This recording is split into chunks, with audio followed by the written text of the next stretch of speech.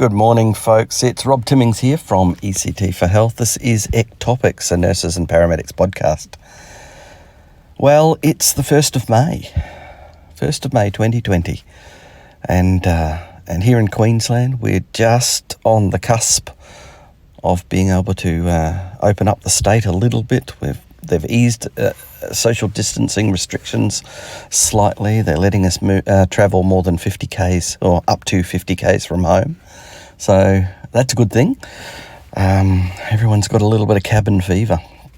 And we've had to completely change the way that we've done things at ECT for Health. As you know, we're a face-to-face education provider, and we'll certainly be doing that again when we can start opening up conference venues and the types of venues that we use ordinarily to deliver our seminars to nurses and paramedics. So over the last couple of months, we've had to work very hard to sort of reinvent the way that we do things. And of course, we've put our live webinars on, and so we've got webinars that you can join live. We run those through the day and into the evening.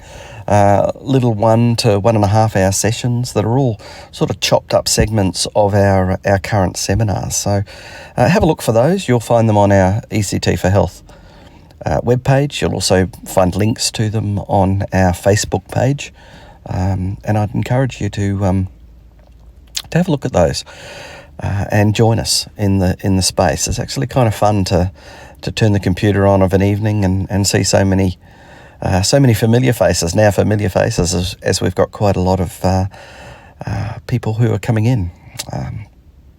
These podcasts, they're also fairly new. This is, I think, only the 7th podcast that I've done on this new platform that we call Ectopics, and starting to gain a little bit of traction and a little bit of momentum. Some people are starting to listen regularly in, and I'm receiving some really lovely feedback from folks that are listening to the Ectopics podcast. I'm not really sure how I want to format these podcasts into the future. So I'd love your feedback. I'd love you to drop a comment or even flip me an email, and let me know what you want this podcast to be. If you're someone who listens to podcasts while you're exercising or driving long distances, not that we're doing a lot of long distance driving at the moment, but this is only temporary. If that's the type of podcast that you like to listen to, what's the content? What sort of content would you like? Would you like informative educational style content? Or do you like the conversations with an expert type content? I've tried to do a little bit of a blend and a little bit of a mix of both. Do you just like a ramble where I hop on and pretty much just have a one-sided conversation with you? Nothing of really great substance, but just something to listen to, something that's a little bit different from your usual daily routine. So let me know.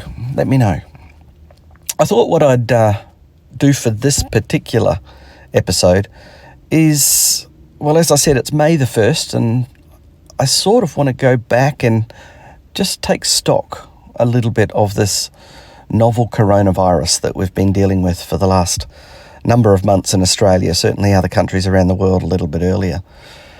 One of the first blog posts that I wrote was late in January, when the first whisperings of a virus coming out of Wuhan in China started to hit the news media and the social media.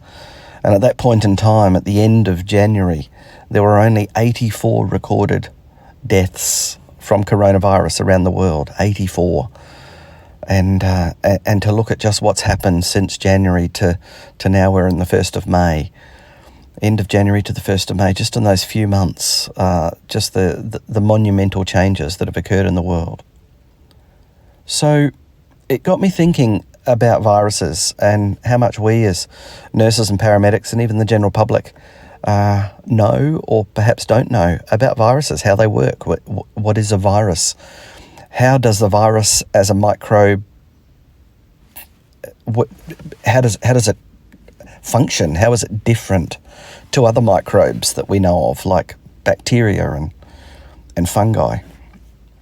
Well, if we could put the three rock stars of the bacterial of the microbial world up on a pedestal. We have viruses, we have bacteria, and we have fungus. Now, of course, there's other microbial organisms, but the other three big ones: the family of funguses, the family or fungi, the family of bacteria, and the family of viruses. Now, fungus and bacteria, they're living organisms. They're actually cells. They have the machinery to reproduce. They have the genetic material. They have the intracellular organelles. They have the ability to synthesize proteins. And all of those are functions of a living organism. In the world of biology, a bacteria and a fungus is considered alive. But viruses are different. A virus isn't living. Now, don't get me wrong, it's not dead. It just is. I like to think of a virus as a tissue that you might blow your nose with. Now, a tissue that you blow your nose with has a function. It does a job. We can wipe our tears, we can blow our nose, we can clean up a spill, we can dab a spot of blood from a scratch. A tissue has a function, but it's not alive. It can't reproduce. It doesn't manufacture proteins. A tissue is an inanimate object. And viruses are the same. Structurally, a virus is essentially a shell. Think of maybe an eggshell, a shell of protein. And on the inside of that shell, there is some genetic material, the genes. And we think of the genetic material or the genes on the inside of that virin or that virus as being like a blueprint, like a recipe. Now, if that virus needs to be replicated, if it needs to be copied, if it needs to be produced, then of course it needs a factory to do that. Because a virus is not alive, it can't reproduce. So this is how viruses do their job. They infect a factory. They infiltrate or they penetrate a factory. And different viruses that occur will affect different cells in our body or infect different cells in our body. So if we think about a hepatitis virus, it's engineered to penetrate a liver cell. And it takes over that liver cell, and that liver cell then starts to reproduce copies of the virus based on the genetic recipe, the RNA, that was inside that viral shell. An HIV virus, as another example of a virus, is a virus that's going to infect a lymphocyte, a white blood cell, and again take over the machinery of the white blood cell to be able to become reproduced. It starts to produce copies. When we have a look at our respiratory viruses, they infect different cells within our respiratory tree.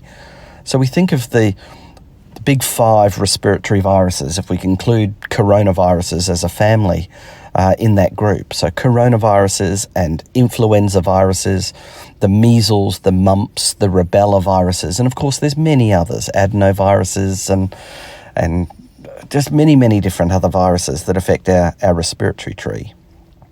And they all infect different cells within the respiratory system. Specifically, the coronavirus, it infects a cell that is designed specifically to make surfactant. So those the surfactant producing cells in your lungs are called type 2 pneumocytes. And when a coronavirus comes along, it lands on the type 2 pneumocyte. When we breathe it in, it lands on that type 2 pneumocyte. And it binds with a little protein on the outside of that pneumocyte. And that protein is called an ACE2 receptor, an ACE2 receptor. The coronavirus then docks with one of the spikes. And we've all seen a picture of a virus on the TV or on social media. Those little spikes that are on the outside, they act like a key in a door. And when one of those spikes docks with or it connects to that lung cell that it's going to infect, it's brought inside that lung cell. And it's then that the lung cell unpacks the virus's genetic code or unpacks that virus's genetic instruction. That instruction sheet, that RNA that was on the inside of that virus, has now provided a perfect recipe to teach the cell that it's just infected how to make billions and billions of copies. And that's exactly what happens. So now the infected cell that's become enslaved by what is essentially a Trojan horse. It came in under the guise of friend, but then it unpacked its payload once it got inside the cell's membrane. That cell now starts to make billions of copies of the infecting virus. At the same time that it does that, it actually shuts down its function, and this is perhaps why in diseases like influenza and COVID-19, the coronaviruses, and with influenza, the influenza virus obviously, in the process of enslaving a cell in your lungs membranes, it actually shuts down that cell's normal function. And it's one of our normal functions for breathing that we have these cells within our lungs that produce that slippery soap-like residue called surfactant. With COVID-19, it's actually the surfactant-making cells that are infected by the coronavirus. And for that reason, surfactant production suddenly stops. When this happens, the lungs become really sticky, and this is a disease process that we call pneumonia. So viruses are really like a Trojan horse. They're not living, but they enter into cells, they enslave that cell, and they essentially convert the cell into a virus manufacturing factory. Now, bacteria and fungi, they're different. Because they're living, we can kill them. Because they are biotic, we can give them something like an antibiotic. But viruses, they're not alive, they're not biotic, so antibiotics are not going to have any effect. So what do the antiviral drugs do? Well, antiviral drugs work in many different ways, and of course, it's outside the scope of this little chat to be able to talk about all the different types of antivirals. But essentially, they fall into 3 or 4 main categories. Some antivirals work by disabling that RNA or that DNA genetic code on the inside of the virus. They denature it, or they destroy, or they break that recipe. Some antivirals actually attack the protein shell that encapsulates that genetic recipe. They literally disintegrate or destroy the viral capsid. Many of our antivirals, and this is true of drugs like Tamiflu or Simitrel, amantadine, those antivirals that we use for influenza traditionally, many of them actually attack the spikes on the outside of the virus. Most respiratory viruses, not just coronavirus and influenza virus, but most respiratory viruses really are like that spiky ball. And for that reason, it's those little spikes that act like a key in the door that allows the virus to penetrate the cell that it's evidently going to infect. And so if I could snip those little proteins off the outside of that virus, then the virus can't get into a cell, it can't infect the cell, and therefore it can't be reproduced. And so its transmission is inhibited or stopped. And that's how drugs like Tamiflu and all its related medications work. On the outside of particularly the influenza virus, there is a protein called Neuraminidase and another protein called hemagglutinin. That's what gives the flu virus its interesting names, H1N1 or H3N2. The flu viruses are named by the hemagglutinin protein numbers and the neuraminidase protein numbers. Specific to the flu virus, the neuraminidase protein allows for the virus, once it's been manufactured inside a cell, to escape and then storm and land on other cells to start the process again. So hemagglutinin acts like the key to allow the flu virus to get into one of your lung cells. Then it starts to become reproduced. Billions of copies are made, and for it to escape that lung cell and now go and infect and land on other lung cells, the enzyme Neuraminidase, one of those spiky proteins on the outside of the flu virus, allows it to flee and now go and land somewhere else. Well, if we snip off those Neuraminidase proteins, then of course the virus can't escape from the cell, and the cell, when it dies, will take all of those viral particles with it. Another way that the antiviral medications work is by fortifying or strengthening a cell's resilience to being infected in the first place. And these medications may enhance the release of signaling immune chemicals in your body. Chemicals like interferon are often released by white blood cells when they're mounting an immune response against a virus. And it's interferon is that chemical that gives you that muscle aches and pains and that sense of lethargy and the headache and that viral prodrome that many people will experience for 2 or 3 days before their cough or their runny nose actually starts. You just feel lousy and tired and lethargic and maybe myalgic and stiff neck and headachy and some say whingy and man-fluey. And that's that interferon that's being released, and it's your immune system that's actually releasing that. So some of our antivirals mimic the effects of that interferon. And what that does is that inhibits viral transmission, because interferon is a signaling chemical that instructs the cells that aren't infected to be hypervigilant and resistant to becoming infected. It's almost like neighborhood watch. Anyhow, I'm starting to ramble. I thought I'd just pause for a minute. It's the 1st of May, and I don't know, there's something about the 1st of May. I've got a couple of minutes up my sleeve before I go in to start my immunising job for the day, and I thought I'd just pop on and have a little chat about viruses and see if we could just give a little bit of information around how the virus works. Remember, viruses aren't alive, and so we can't kill them, which is why antibiotics are just never going to be effective in viruses. But what we can do is stop their spread. And we stop their spread with contact precautions, with respiratory precautions, and of course the big one that every nurse and paramedic knows, and that is wash your hands, wash your hands, wash your hands.